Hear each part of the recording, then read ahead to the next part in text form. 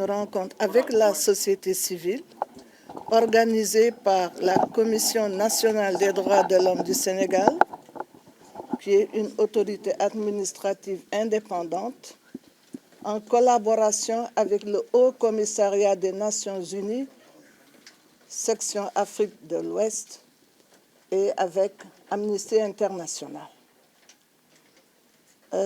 C'est un atelier de réflexion de haut niveau avec des acteurs diversifiés, compétents dans leur domaine, avec des parlementaires, un parlementaire, avec des universitaires, avec d'éminents membres de la société civile, avec des personnes qui sont connues pour leur expertise avérée. Donc ça a été un moment fort de réflexion autour d'une problématique très sérieuse, aux impacts, aux conséquences qui peuvent avoir des relents forts pour notre pays. Donc ce que nous avons fait, c'est réfléchir sur la loi d'amnistie, réfléchir sur ce que les acteurs de part et d'autre veulent concernant cette loi d'amnistie. Eh bien, les recommandations qui sont faites globalement sont les suivantes. D'abord, de reconnaître que dans le domaine des droits humains, il y a un principe fondamental. En fait, c'est même une approche. C'est l'approche droits humains qui voudrait que les responsabilités soient toujours situées et que la redevabilité soit une conséquence de la détermination de la responsabilité. Ça signifie quoi? Ça signifie qu'il faut connaître les acteurs, les auteurs, les victimes, tout ce qui s'est passé. Et j'étais contente d'écouter M.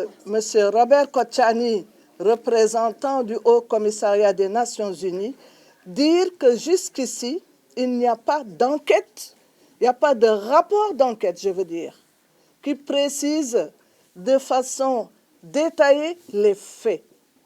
Parce que ça nous permet d'avancer. Mais ce que je veux dire, c'est que quand on parle de responsabilité et de redevabilité, c'est que les victimes, qui sont nombreuses, ça a fait souffrir tout le monde. Il y a eu mort d'homme, il y a eu blessures, il y a eu attaques sur les biens publics et privés. Eh bien, tout ça, ça doit faire l'objet de reddition de comptes. Personne n'en disconvient. La justice doit dire son mot et situer encore une fois les responsabilités et en tirer toutes les conséquences. Mais alors, une question fondamentale se pose. Comment arriver à établir les responsabilités et mettre en œuvre la redevabilité? C'est là où il y a problème. Est-ce qu'il faut abroger la loi d'amnistie? Nous avions déjà dit qu'abroger une loi n'a d'effet que pour l'avenir, sauf bien entendu s'il y a une exception qui doit faire l'objet d'une réforme express, ou s'il y a peut-être une loi interprétative qui vienne corriger ou préciser le sens du texte depuis son origine. Mais c'est vrai, il y a ça. Il y a ces exceptions. Que faut-il faire de la loi d'amnistie? L'abroger avec des dispositions expresses, l'interpréter? La question ne fait pas l'objet de la réponse, ou les réponses ne font pas l'objet de consensus. Le peuple est séparé sur la question. Les acteurs sont séparés sur cette question. Voilà pourquoi, dès l'abord, d'emblée, nous avions dit que pour éviter tout désamour, les risques d'un désamour, les risques d'une instabilité, et pour permettre à tête reposée de réfléchir pour voir quoi faire par rapport à cette loi d'amnistie, eh bien, nous avions demandé qu'il y ait une concertation inclusive, la plus large possible, autour de cette question. Nous insistons beaucoup sur ça, sur la concertation, sur, encore une fois, le dialogue. C'est fondamental. C'est un préalable. Donc, se concerter, dialoguer, ensemble voir quoi faire. Mais il y a d'autres préalables. Si la loi interprétative doit être passée devant l'Assemblée nationale, une recommandation est la suivante, c'est de soumettre cette loi au Conseil constitutionnel pour qu'elle apprécie. Et d'ailleurs, remettre la question de la loi d'amnistie au Conseil constitutionnel qui va éclairer tous les esprits. En tout cas, il n'est pas question de ne pas dédommager les victimes. C'est la justice, le dédommagement. Mais sachons comment faire. Sachons par quelle voie passer. La meilleure voie, c'est d'abord la patience, parce que la patience nous guide toujours. Ensuite, la concertation le plus large possible.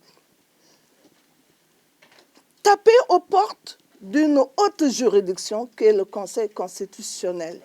Je pense que ça va nous mettre plus à l'aise pour toucher à cette loi d'amnistie. Parce qu'encore une fois, la paix, la cohésion sociale, ça doit nous guider. Nous avons énormément de priorités. L'éducation est une priorité. Le développement de manière générale est une priorité. Tout est priorité. Donc, nous ne pouvons pas perdre du temps dans une dislocation sociale. Il nous faut cette cohésion sociale. Il nous faut nous donner la main pour pouvoir résoudre les grands problèmes de l'heure. Donc, sans doute le 2, l'Assemblée nationale va se saisir de la question de la loi d'amnistie. Mais ce que nous recommandons, eh bien, ce sera mis entre les mains des plus hautes autorités de ce pays, eh bien, qui va l'utiliser certainement à bon escient.